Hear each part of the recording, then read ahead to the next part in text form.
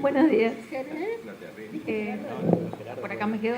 Bueno, lo que les quiero presentar hoy es un archivo, bueno, en mi calidad de archivista, no es tanto una invitación a problematizar el archivo porque no nos permite el tiempo, 20 minutos para hacerlo, pero sí invitarlos a conocer un archivo institucional de una organización llamada la Organización Popular contra el Antisemitismo. Es una de las organizaciones judías que se dedicó a la difusión de teorías en contra del racismo, a la lucha contra el fascismo. Era una organización en la cual la membresía era individual, en donde se intentó llegar a todos los rincones del país. La membresía era individual y el pago de la cuota era voluntario. Entonces el énfasis estaba puesto en la venta de sus publicaciones. Por eso un casi 80% del archivo son cartas y material administrativo sobre la gestión de estas publicaciones.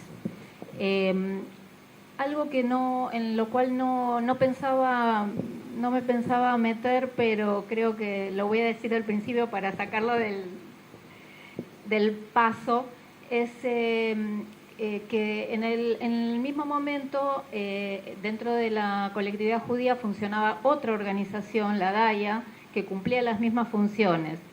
Y ayer en la ponencia de Ariel surgió este tema de la competencia de las organizaciones por las membresías, por las donaciones, y encontré un comentario o una explicación sobre las diferencias entre estas dos organizaciones en el boletín, el informe que publicó la organización a los 10 años de su creación, en el que ponía esta diferencia en los siguientes términos. Lo que nos separa de la DAIA es que la DAIA está conformada por organizaciones que principalmente son organizaciones sionistas. Lo ponen así con mucha claridad. Y esta es la explicación que ellos proponen. No es un problema político el que nos separa, no es un problema ideológico. Lo que nos separa es estratégicamente la diferencia en que ellos piensan en la lucha contra el fascismo como un problema de corto plazo, con el objetivo final es la construcción de un Estado nacional judío, mientras que nosotros estamos viendo la lucha contra el fascismo como un problema de largo plazo, porque nuestro objetivo es quedarnos en los países en donde estamos viviendo. Y me pareció muy interesante tema para profundizar, porque en general el énfasis está puesto en este debate, bueno, sobre la competencia sobre el público, sobre el tema político. Por el otro lado también plantean el tema de la membresía individual y de los comités conformados por personas locales, a diferencia de la membresía institucional. Bueno, ahora sí, habiendo sacado este tema del paso,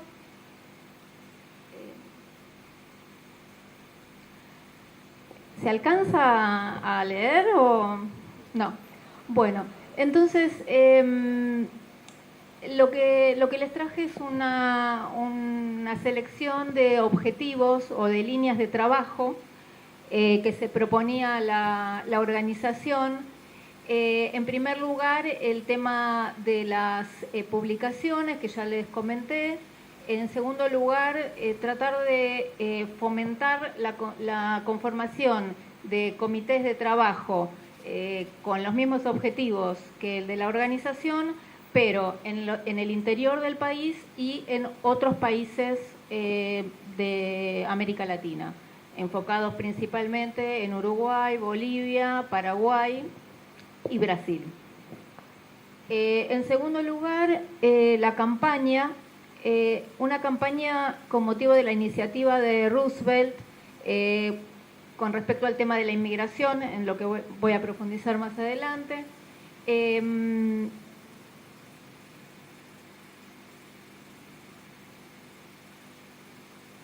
tema del el esclarecimiento, o sea, el tema de la explicación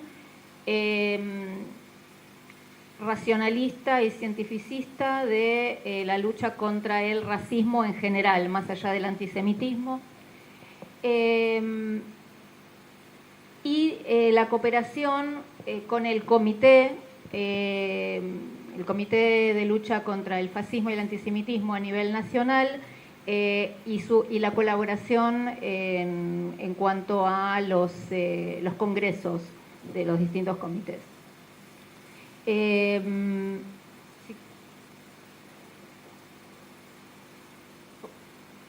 Bueno, para ilustrar un poco el tema de la membresía masiva, les traje algunos ejemplos de correspondencia con membrete de los lugares más insólitos y recónditos.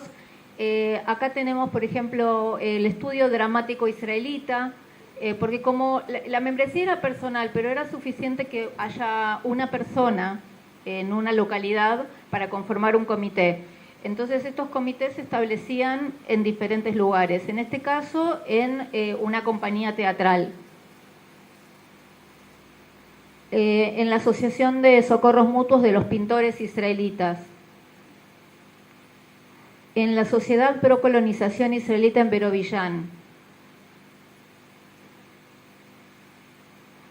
en una biblioteca, una biblioteca de Córdoba. Hay membresías de Charata, de Rivera, de Chaco, de Mendoza. Otra línea de acción, bueno, como les comentaba, la labor editorial, tenían un diario que se llamaba En Guardia, Afderbach, con publicaciones mayormente en yiddish. Es sorprendente que en este caso, a diferencia de los casos que ustedes presentaban, la publicación en yiddish es masiva. Y hay un trabajo casi docente de esclarecimiento, porque de esclarecimiento lo digo entre comillas, ¿sí? Pero es un trabajo casi docente en el sentido de brindar al lector yiddish la posibilidad de generar discurso sobre estos temas. También tuvieron publicaciones en castellano, principalmente sobre el tema del racismo. Este libro es un libro que explica por qué el concepto de raza no es irracional y no es científico. Otra serie de panfletos, por ejemplo, Ciudadano Argentino no olvide que para el nazismo son judíos todos los que aman la libertad y la justicia, ¿no? Diferentes lemas y asociaciones del antisemitismo con el racismo, del antisemitismo o del fascismo con digamos, antiliberalismo. Otra línea de trabajo era asociar el antisemitismo con el antiargentinismo, mostrar que es anticonstitucional, que el antisemitismo viola la Constitución.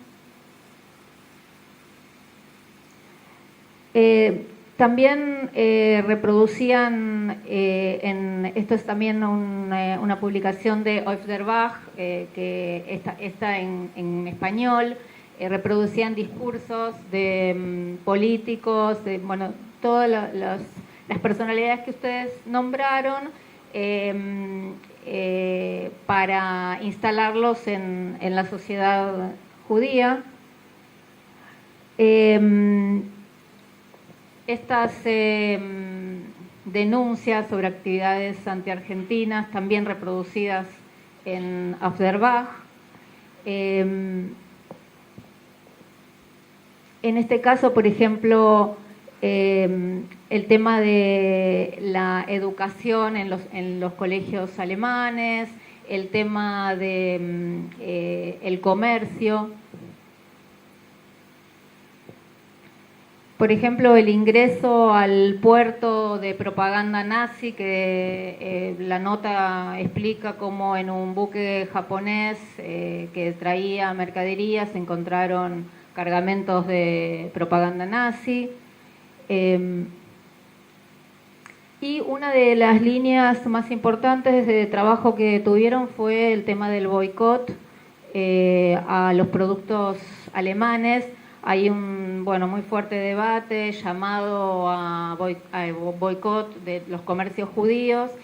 Inclusive también en la correspondencia se ve como este tema del boicot o de quién vende y quién no vende fue usado como una herramienta de combate y de desprestigio dentro de la comunidad, ¿no? Que diferentes personas fueron acusadas de comprar mercadería alemana. Y el tema del trabajo a favor de los permisos de inmigración, que ese es un tema muy presente en el archivo. Acá lo que vemos es el borrador de un telegrama que le mandan al presidente Ortiz, en donde saludan la decisión de Roosevelt de repensar el tema de la cuota migratoria y le hacen un llamado a Ortiz de apoyar esta.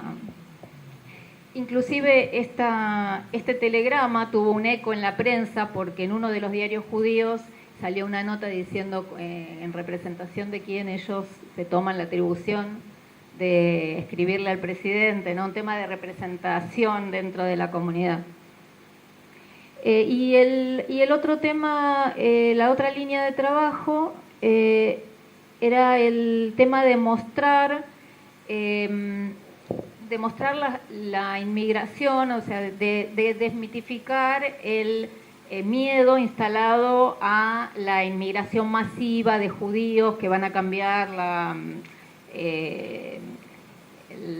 cultura del país, mostrando, por ejemplo, estadísticas de los diferentes países de Latinoamérica. Principalmente está enfocado en Latinoamérica, y mostrando estadísticas de cómo, de todas formas, son comunidades pequeñas que no van a tener una incidencia. Y la última línea de trabajo que les quería comentar, que me pareció interesante, que también resuena con lo que los colegas estaban acá planteando, es el tema de investigar las distintas noticias que ustedes planteaban que era un periodismo de combate, y el tema de las fake news tan actual hoy en día. Acá es un informe que explica cómo las noticias falsas que son publicadas en Argentina son después tomadas por agencias de noticias alemanas y vueltas a republicar acá en base a información de agencias internacionales. Esto era más que nada plantear este archivo, las distintas posibilidades que nos ofrece para investigar. Creo que es un archivo que, si en los últimos 10 años lo consultaron 6 personas, es mucho.